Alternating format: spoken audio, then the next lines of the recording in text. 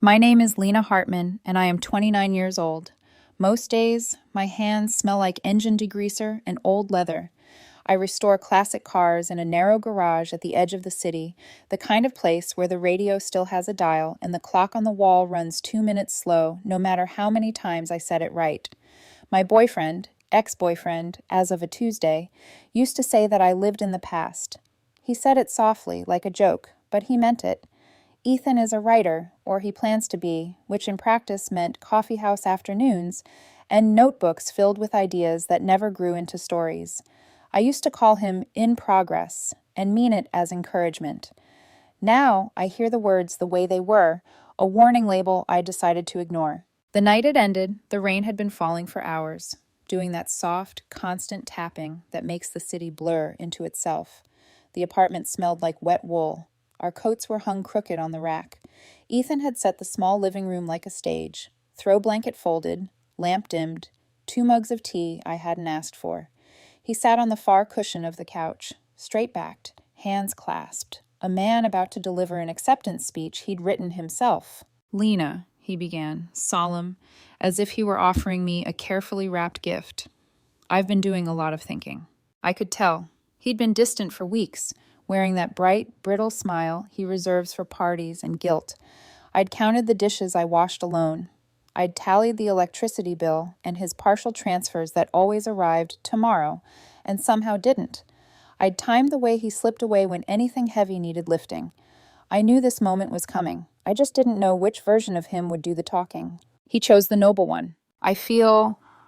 He paused, searching for a beautiful word and landing on 3 pretty dull ones. Creatively stifled here. The phrasing was familiar. I used to use it with carburetors, when airflow was blocked, when an engine starved for oxygen and coughed itself toward silence. He kept going, gentle, elevated, rehearsed. He said he needed space. He said he had to nurture his art. He said the domestic routine was dulling his edge. He told me I was reliable, which is a warm word if it's about breaks, and a cold word if it's about love. I didn't interrupt. Mechanics learn to listen before they loosen anything.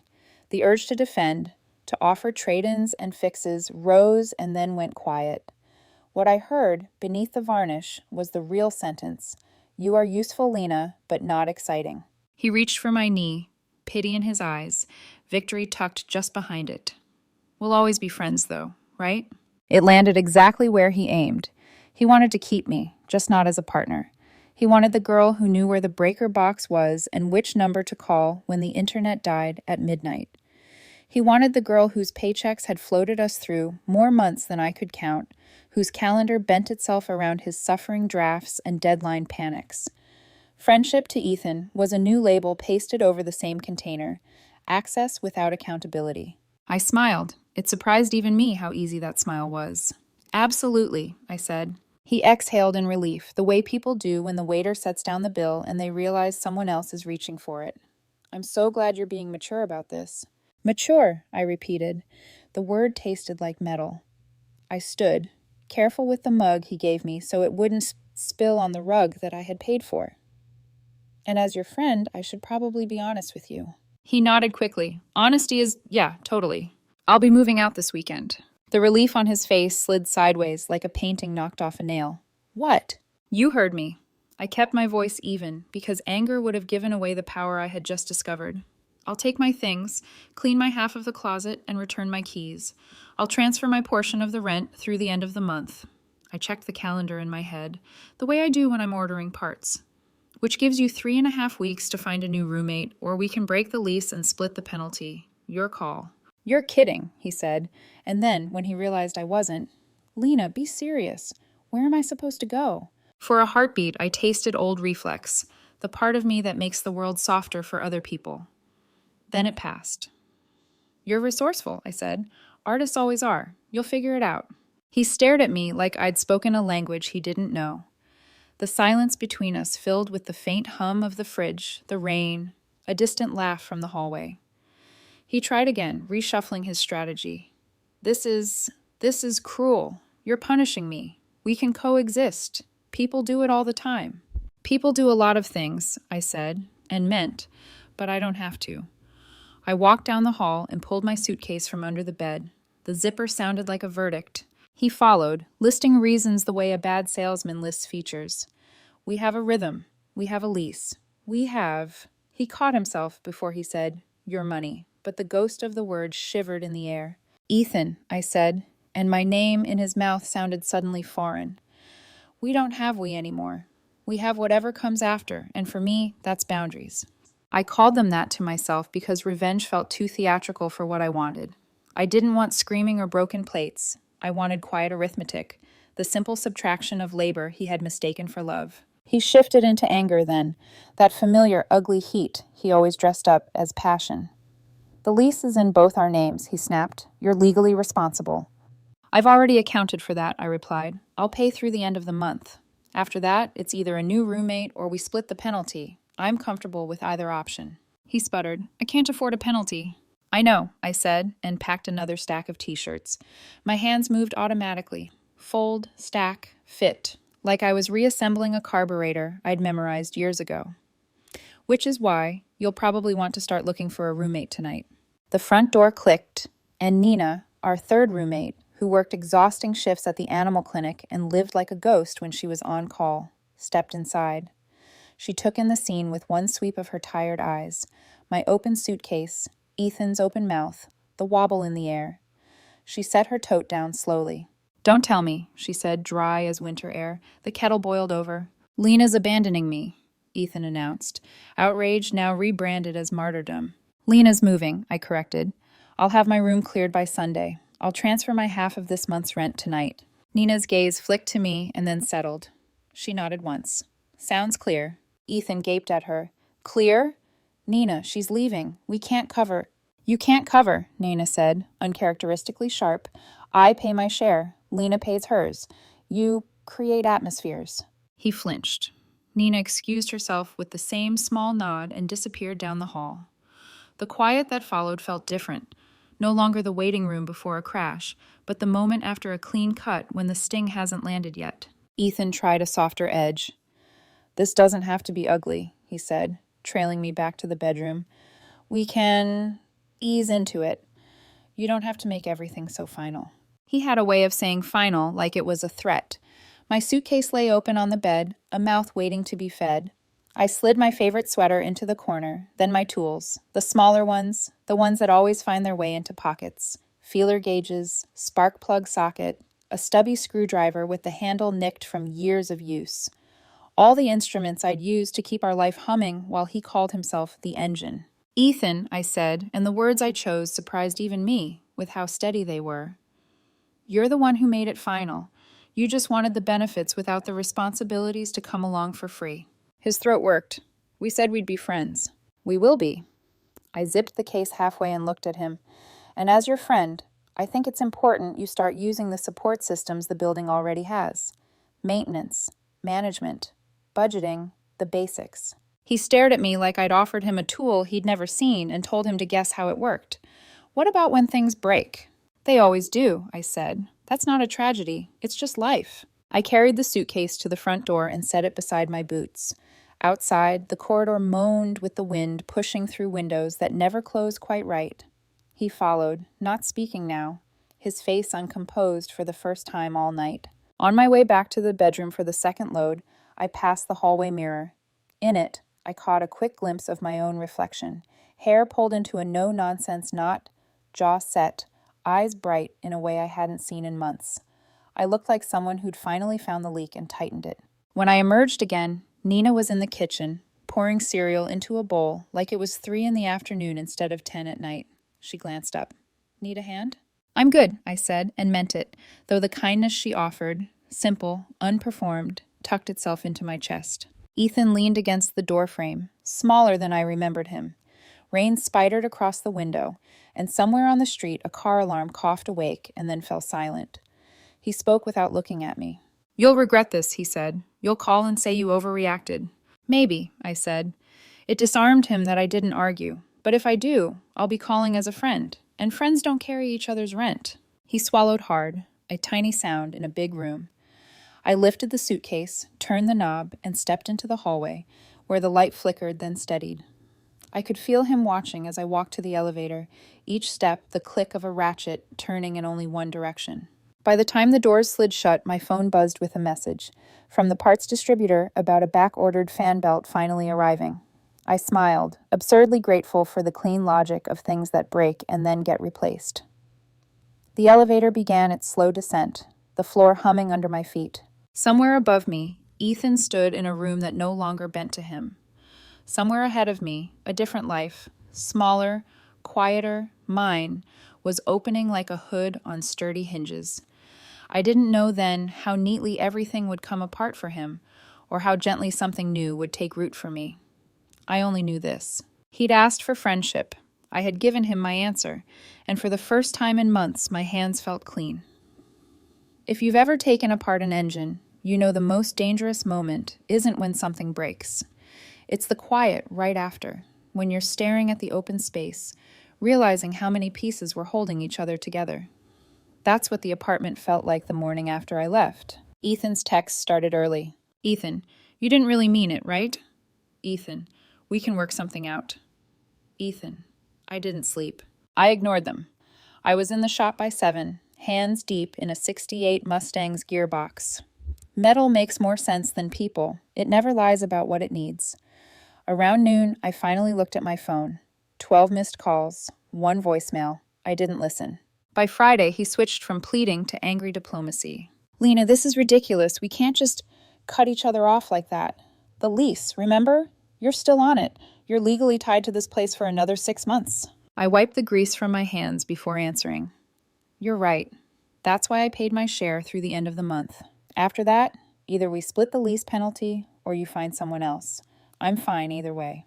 You can't just abandon me here. The irony hit me like the hiss of an air compressor. Ethan, you broke up with me, remember? You said you needed creative space. I'm just giving it to you. He didn't know what to do with that. His silence on the line wasn't anger, it was confusion. For the first time, he was discovering what my absence actually sounded like. That night, I went back to the apartment to grab the last of my things. A few boxes from the closet, some tools I'd left under the sink. When I unlocked the door, the place smelled like burnt coffee and panic. Ethan was pacing in his sweatpants, talking to himself, his laptop open with what looked like an ad on a roommate website. You're here, he said, exhaling like I'd come to save him. Thank God. Maybe we can... I'm just getting my stuff. Lena, be reasonable. I can't find anyone to move in this fast.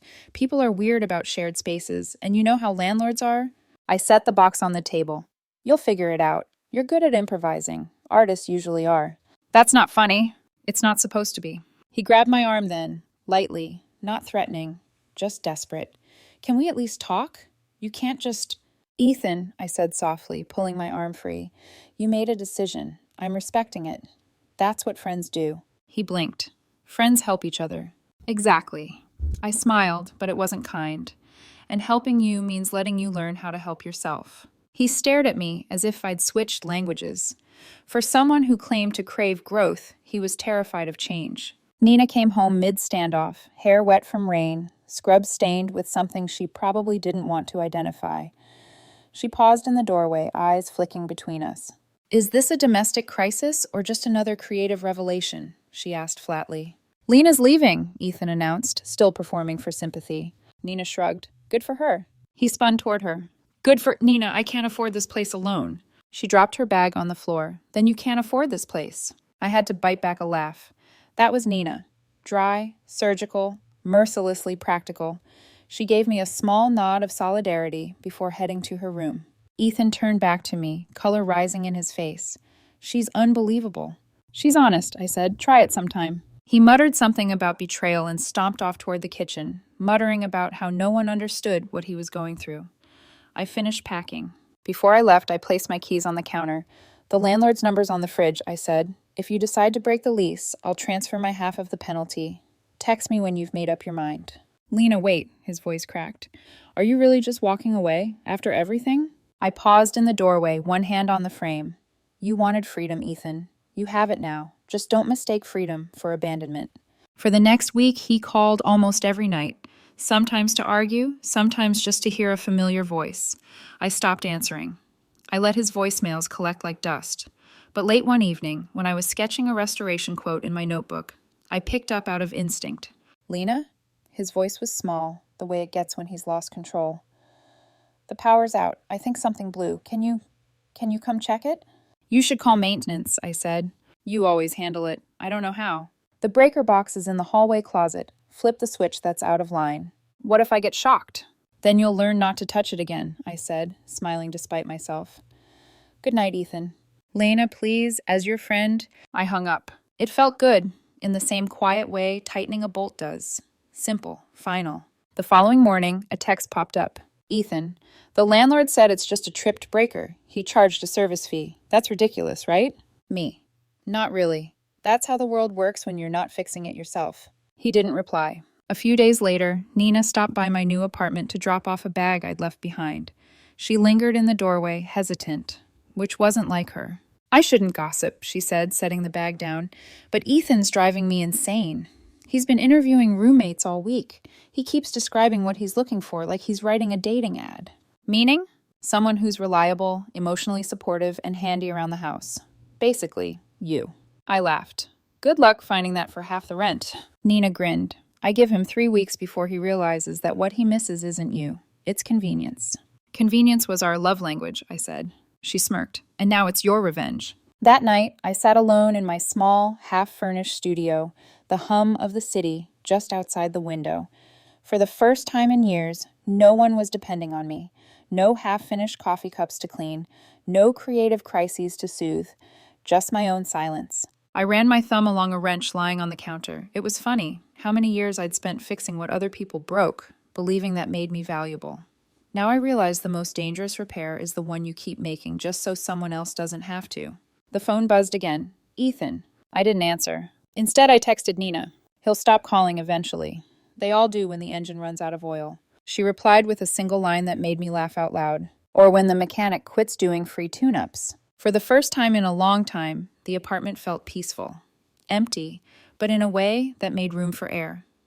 I took a deep breath, leaned back against the counter, and smiled. Ethan wanted friendship without responsibility. Fine, he'd get exactly that. No loyalty, no labor, just polite distance and useless advice.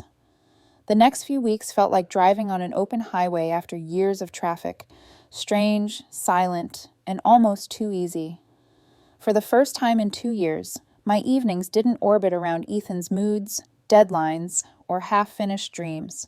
I didn't have to soften my tone, fix his mistakes, or make sure the rent cleared. The quiet was uncomfortable at first, like a new pair of boots, but by the end of week 2, it started to fit. I filled the silence with work. The shop stayed open later now. Just me, a lamp, and the sound of an old V8 engine sputtering back to life. There's something satisfying about reviving something everyone else calls junk. Machines don't lie or manipulate. They tell you exactly what's wrong, and they don't pretend you're the problem for noticing. Ethan, of course, was still pretending. The text began again, small at first, like trial balloons. "Ethan, you'd be proud of me. I changed a light bulb today." Ethan, "How's the new place? Must be quiet without me." Ethan, "The sink's leaking. Any friendly advice?" The word friendly had become his favorite weapon. He used it the way a con artist uses charm. To disarm, to guilt, to pull me back into orbit. But I wasn't falling for it. So I replied exactly as he'd taught me to. "Me. Sounds like you should call maintenance. That's what friends are for. Encouragement, not plumbing." He left me on red. A few nights later, around midnight, he called. I almost didn't answer, but curiosity won. "Lena, thank God." His voice was panicked. "My car won't start. I think it's dead. I need you to come look." "I don't make house calls anymore," I said lightly, leaning back on my couch. "I'm serious. I have work tomorrow." "You have work?" I teased. "That's new." "Fine. It's a meeting. But please, can't you just... Look, it's freezing out here." "Did you check the battery terminals?" "The what?" "Exactly," I smiled. "Sounds like something a mechanic could handle. I can text you a number." "Lena, I can't afford a mechanic right now." "Then take the bus," I said softly. "You told me once you missed feeling grounded. Public transit's about as grounded as it gets." He went quiet. I could picture him standing by his dead car, realizing this was what independence actually looked like. Cold, inconvenient, and completely his. Night, Ethan, I said, and hung up before he could say please again. By week 3, he'd turned to emotional sabotage, those half-confession, half-guilt messages that used to work so well on me. Ethan, I miss talking to you. Ethan, you were my anchor, you know that? Ethan, I'm starting to think I made a mistake. I didn't respond, not out of cruelty, but because I knew exactly what those words meant. They weren't apologies. They were fishing lines cast into the dark, waiting for me to bite. Instead, I poured that energy into something else. Nina and I had started texting more often since I left. What began as quick updates about the apartment. Ethan's still a mess. He's interviewing another roommate who looks terrified. Slowly turned into genuine conversation. She was funny in this dry, effortless way. She didn't gossip, but when she did speak, every sentence landed like a clean diagnosis. She'd spent her 20s in veterinary tech school, patching up animals no one else had patience for. There was something comforting about that. Quiet competence, no drama, the exact opposite of Ethan. One Thursday evening, she texted me out of nowhere. Nina, random, but do you know anything about radiators? My car's making a weird hissing noise. I grinned. Me, hissing like a snake or whistling like a kettle. Nina, somewhere between angry cat and death rattle. Me, that's a leak. Bring it to the shop tomorrow. I'll take a look. She did. She showed up just before closing, hair still damp from a shower, smelling faintly of antiseptic and rain. Her car, a beat-up silver Corolla, was worse than I expected. The radiator hose was cracked, the coolant nearly gone. You've been driving with this? I asked, eyebrows raised. I thought the steam was atmospheric. I laughed. It's about 5 miles from a breakdown. I can't afford a new radiator. Lucky for you, I said, grabbing my toolbox. I'm better at repairs than replacements. We spent the next 2 hours in the garage. I showed her how to clamp the hose, refill the coolant, and check for leaks. She listened, really listened. Not the way Ethan used to, pretending until it was his turn to talk again. You make this look easy, she said, handing me a wrench. It's not, I replied, tightening the bolt, but it's honest work. The car doesn't thank me or gaslight me. It just runs, or it doesn't. She smiled. That's actually profound. You should put that on a t-shirt. When the job was done, I wiped my hands and started to say goodbye, but she surprised me. You hungry? There's a diner near here that's still open. My treat for saving my car from spontaneous combustion. We ended up at a fluorescent-lit booth, splitting pancakes at midnight, trading stories about the worst customers we'd ever had. Hers were entitled pet owners. Mine were trust fund kids who thought grease stains were contagious. Somewhere between her laugh and the sound of rain against the window, I realized I hadn't thought about Ethan for hours. The next day, Nina texted me a photo of her dog, a scruffy terrier named Buster, wearing a bandage around his paw. Nina, he's fine now, just dramatic. Thank you again for last night. You're good company. That last line made me pause. Good company. Not reliable, not supportive, not a rock, just good company. It felt small but real. The first label that didn't weigh me down. A week later, another message from Ethan arrived. Ethan, just so you know, the landlord said we have to renew the lease soon. Any advice, friend? I stared at the word for a long moment before replying. Me. My advice? Don't rely on friends to fix what you broke. No reply. Later that night, Nina called me, her voice tight. Sorry, this is random, but could you maybe help me get Buster to the emergency vet? He's not eating. I don't want to go alone. I was already grabbing my jacket. I'll be there in 10. The streets were slick with rain again, echoing the night I'd left Ethan. But this time, the silence beside me in the car wasn't tense. It was steady. Nina kept her hand on Buster's carrier the entire drive, whispering quietly to calm him. At the clinic, we waited hours under harsh fluorescent lights. She told me about law school, about pressure, about how tired she was of fixing everyone's problems. And for once, I didn't feel like I was the only one who knew that exhaustion. When the vet finally came out, he smiled. He's fine. Ate part of a sock. We'll keep him overnight just to be safe. Nina laughed in relief, covering her face. When she looked up, her eyes met mine, tired but soft. Thank you for coming. I'm a friend, I said, echoing the word that used to sting. But this time, it didn't. This was different, real, balanced. On the way home, my phone buzzed again. Ethan, I think I messed up. Can we talk? I silenced the phone and focused on the road ahead. For once, I wasn't interested in fixing broken things. Not his life, not our past, not whatever apology he was trying to rehearse. Some things, I was learning, were meant to stay broken. If he wanted to learn independence, I'd be the best teacher he ever had. I used to think healing came from closure, that someday I'd sit across from Ethan, hear the perfect apology, and everything would click into place like a rebuilt carburetor. Turns out healing came from not needing that scene at all. By the time spring came, the city had thawed, and so had I. The shop got busier. Nina's texts became a constant thread in my days, part friendship, part quiet companionship. And Ethan? He'd gone from daily texts to weekly guilt trips, each message a little shorter, a little more desperate. Ethan, the new roommate isn't working out. Ethan, do you think it's possible to unbreak something? Ethan, never mind, forget it. He was unraveling, slowly, predictably, like a belt that's lost its tension. Nina kept me updated in small, weary bursts. Nina, he's trying to find a replacement for you again. His ad says he wants someone stable, organized, and emotionally supportive, me. So he's looking for a mom. Nina, a mom who pays rent. We both laughed, but there was sadness under it, the kind that comes when you realize someone you once loved never actually wanted partnership, just maintenance. Then one night, everything shifted. It was a Tuesday again. Funny how endings and beginnings share calendars. I was closing up the shop when my phone buzzed. Nina, sorry to bother you, but I think something's wrong with Buster. He's not moving much. I don't know what to do. I didn't even think. I grabbed my keys, locked the garage, and was in my car within minutes. When I arrived, Nina was crouched on the floor, cradling Buster in a towel. Her eyes were wide with panic. He's breathing weird, she said. The emergency vet's across town, but the buses stopped. I'll drive, I said. We didn't talk much on the way there, just the occasional, it's okay, from me, though I wasn't sure which one of us I was trying to comfort. The waiting room was half empty. A muted TV played reruns of a sitcom that laughed for us. Nina filled out the forms with shaking hands while I paced, pretending not to notice the tremor in mine. Hours passed.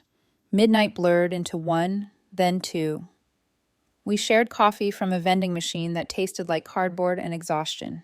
And somewhere between the silence and the worry, she started talking. Sometimes, she said, voice soft, I wonder if I'm just the helper type, you know? The one who always cleans up, fixes things, listens, and then gets left behind when people feel better. Her words hit harder than she knew. That sounds familiar, I said. She looked at me then, really looked. Ethan? I nodded. He liked being saved. I liked saving. It worked, until it didn't. Nina smiled faintly. Guess that's why we get along. We're both tired of being useful. The vet finally came out around 3 a.m., holding a clipboard and a tired smile. Good news, he's fine. Just some gastrointestinal irritation. Probably ate something weird. We'll keep him overnight, but he's out of danger.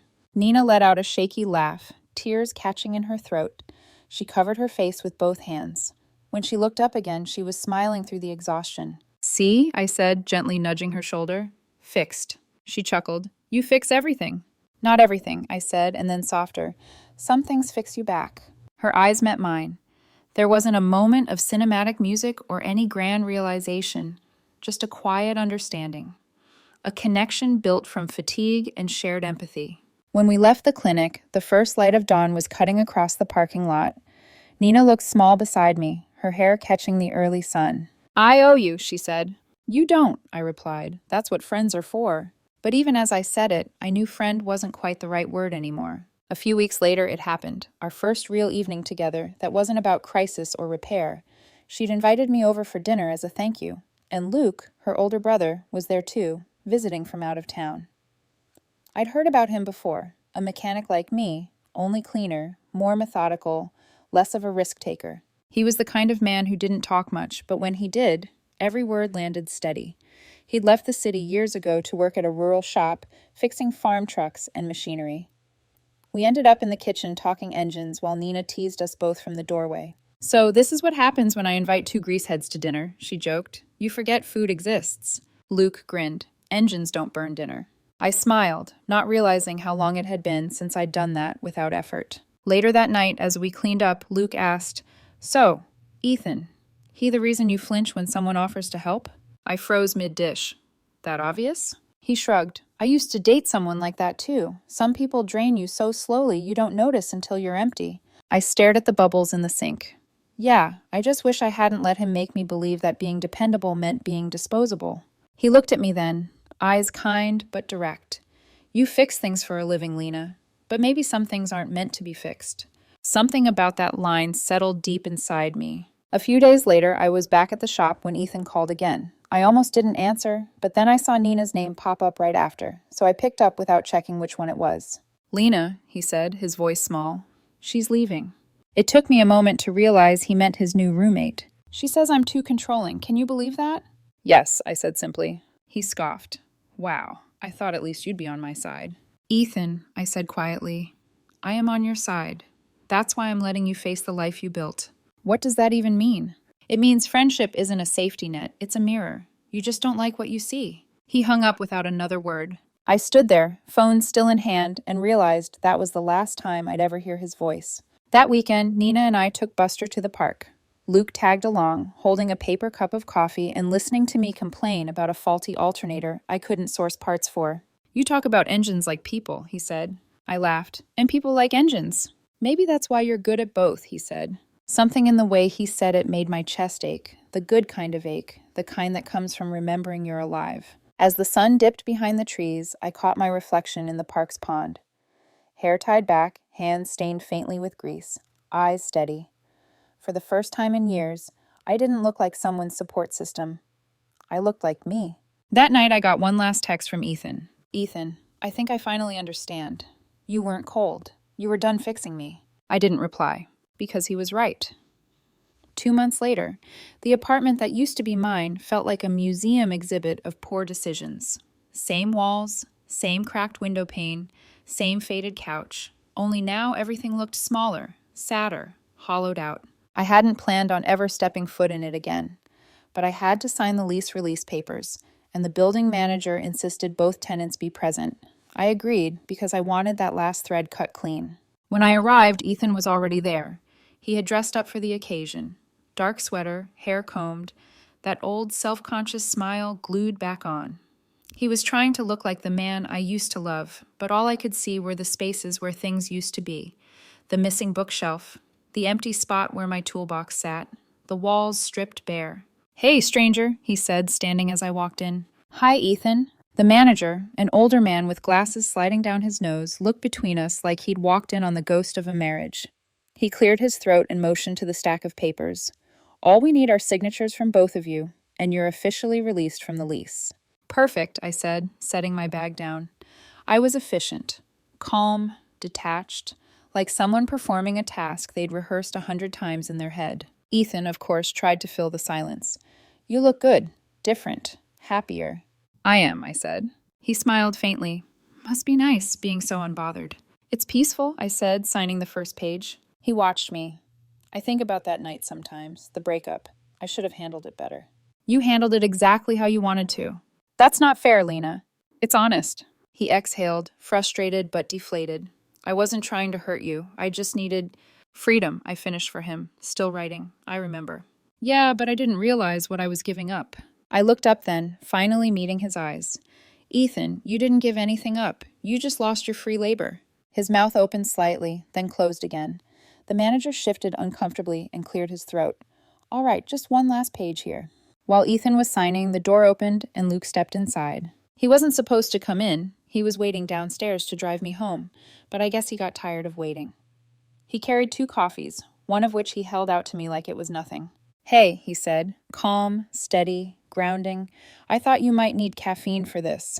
Perfect timing, I said, smiling softly as I took the cup. The room went still. Ethan froze mid-signature.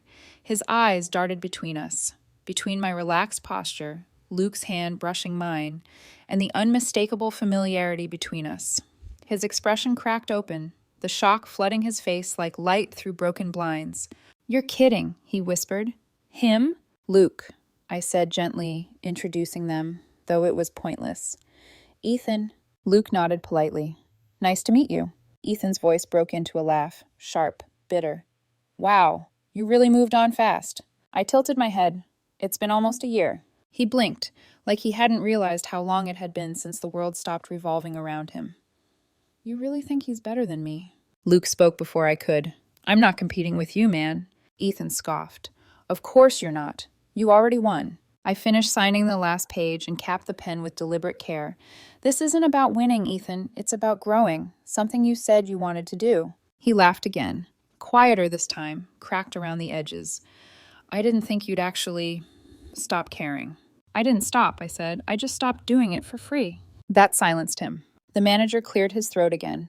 All set. You're both officially off the lease. Great, I said, standing. Take care, Ethan.